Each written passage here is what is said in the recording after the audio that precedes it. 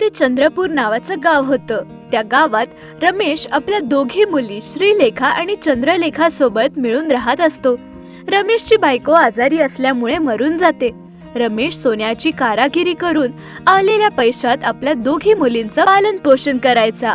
आधी आईचं नसणं आणि मुलींचं पालन पोषण करण्यामध्ये रमेशला खूप त्रास व्हायचा. तरी पण रमेशने दुसरं लग्न केलं नाही. जरी किती पण त्रास झाला तरी रमेश आपल्या दोघी मुलींचं पालन करून वाढवतो. रमेश म्हातारा झाल्यामुळे जे काम तो करायचा ते काम आपल्या मुलींना पण शिकवायचं आहे असा विचार करतो. दोघी मुलींना बोलवतो. बेटा श्रीलेखा, चंद्रलेखा, आई नसलेल्या मुली आहात म्हणून तुम्हाला खूप लाडाकोडात वाढवलं. वेळेने तुम्ही मोठा झाला आणि आता माझं वय होत आहे. पहिलेसारखं सोन्याची कारागिरी जशी करत होतो तसं आता नाही करू शकत. म्हणूनच मी तुम्हाला हे काम शिकवायचा विचार करतो आहे. अहो पप्पा, ते काम शिकून आता आम्ही काय करू सांगा? हो पप्पा, आमचं लग्न झाल्यानंतर आम्हाला तर आमचे नवरेच सांभाळतील ना, आणि जर हे शिकलो पण तरी काहीच फायदा नसेल. अगं असं नको बोलू बेटा. ही कला आपल्या पूर्वजांपासून चालत आलेली आहे. त्याला आता शिकायला पण नशीब चांगलं असायला पाहिजे बेटा. तुम्ही खरं बोलता आहे पप्पा. जरी आम्ही शिकलो तरी काय फायदा होईल? लग्न केल्यानंतर मुलं बाळ संसार हेच आयुष्य असेल. असंच तर जगावं लागेल ना. बेटा तू खरं बोलले आहे, पण आपल्या पिढीपासून चालत आलेली हस्तकला आहे. हे सगळं तुम्हाला शिकावं लागेल. हे उद्या तुम्हाला तुमच्या मुलांना सुद्धा शिकवावं लागेल.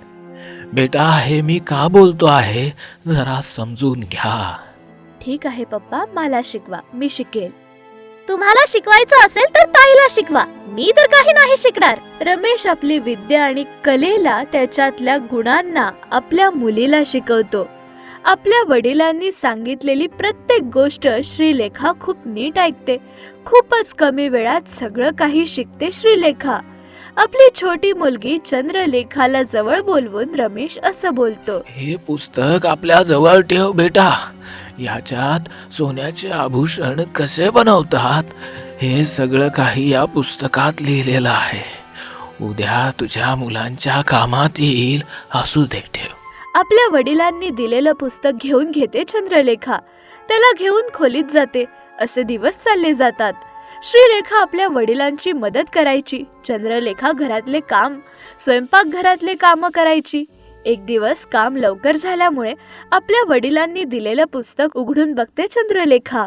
त्या पुस्तकातून एक कागद खाली पडतो. तो घेऊन बघते. त्यात चंद्रलेखाला काय आहे ते समजत नाही. ती आपल्या वडिलांजवळ घेऊन जाऊन असं विचारते. पप्पा, तुम्ही दिलेल्या पुस्तकातून हा कागद खाली पडला. ह्यात मोठे मोठे डोंगर, झाडी आणि जंगल आहे. पप्पा, हा कोणता तरी नकाशासारखा आहे. काहीतरी रहस्य असेल. काहीच नाही बेटा, तुम्ही याबद्दल विचार करू नका. काहीच विचार करू नका असं म्हणतात, तर इतका महत्वाचा असेल तर तुम्ही आता याच्यात ठेवला नसता ना.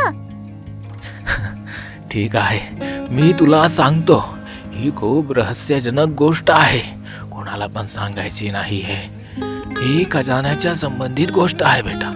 याच्याद्वारे आपण सोन्याची नदी आणि चांदी जवळ पोहोचू शकतो. तिकडे खूप जास्ती सोनं आणि खूप जास्त चांदी आहे. आजोबा पणजोबा सगळे तिकडूनच सोनं चांदी आणायचे. त्याच सोन्यातून आभूषण बनवून विकायचे. असं बोलतात. तिकडे कसं जायचं आहे ती फक्त एक गोष्ट वाटायची. आता ते फक्त बनवलेल्या गोष्टीत नाही तर खरं आहे असं वाटतं. त्या गोष्टीबद्दल तुम्ही बिलकुल विचार करू नका. त्या दिवशी त्यांच्या घरी चोर येऊन जमीनदाराने जे सोनं आभूषण बनवायला दिलेलं ते घेऊन जातो. दुसऱ्या दिवशी सकाळी आभूषण बनवायला सोनं दिसत नाही. त्यावर श्रीलेखा आणि रमेश घाबरून जातात. तेव्हा चंद्रलेखाला विचार येतो. ताईला जवळ बोलवते. अगं काय आहे तुझं? पहिलेच सोनं मिळत नाहीये म्हणून पप्पा घाबरता आहे. जमीनदाराला काय उत्तर देतील हे विचार करून प्रश्नात आहेत. ते इतकं सोनं घेऊन यायला आपल्याकडे इतके पैसे नाही आहेत ना. हो ताई, खरं बोलते आहे तू. आपला त्रास नाहीसा करण्यासाठी एक उपाय आहे.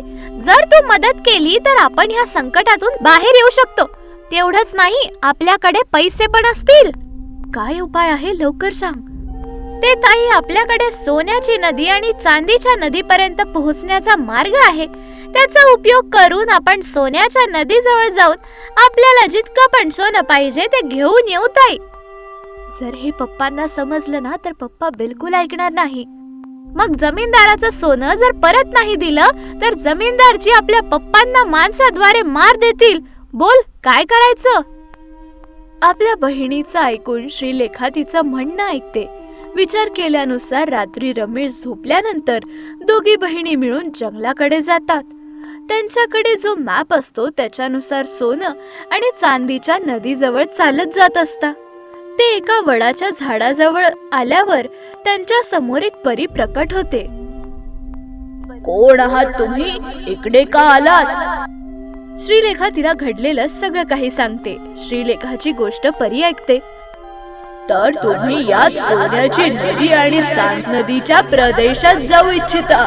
जर तिकडे जायचं असेल तर माझ्या 3 प्रश्नांची उत्तरं द्यावी लागतील, नाहीतर मी तुम्हाला मारून खाऊन जाईल. पहिला प्रश्न, हवेपेक्षा वेगवान काय आहे? मला नाही माहित, तू सांग ताई. हवेपेक्षा वेगवान असतं आपलं मन. दुसरा प्रश्न, अशी कोणती गोष्ट आहे जी माहित नसताना उगवते? मला माहित नाही, तूच सांग ताई.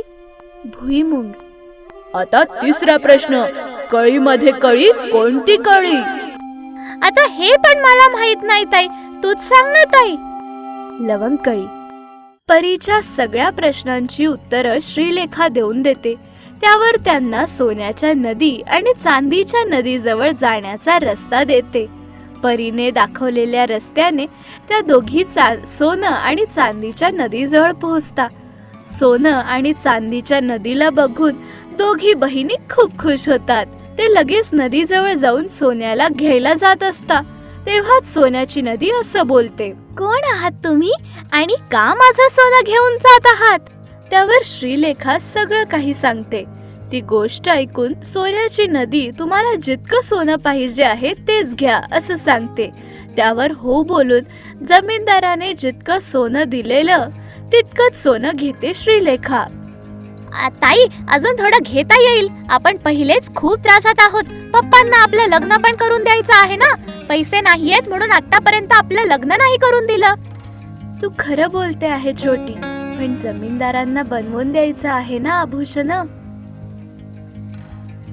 असं श्रीलेखा बोलते. दोघी बहिणी घराकडे जाता. आपल्या वडिलांना सगळं काही सांगता. जमीनदारासाठी जे काही आभूषण बनवायचे होते ते बनवून पाठवून देता. दोघं बाप लेकी त्यानंतर सुटकेचा श्वास सोडता दोघं. तेवढ्यात आज चंद्रलेखा जोरात ओरडते.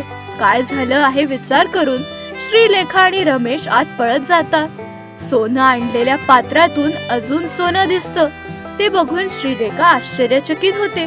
त्यात जे काही सोनं आहे ते बाहेर काढते. परत ते पात्र अक्षय पात्रासारखं अजून सोनं देत राहतं. त्या सोन्याला विकून आलेल्या पैशात दोघी मुलींचं लग्न करून पाठवून देतो रमेश.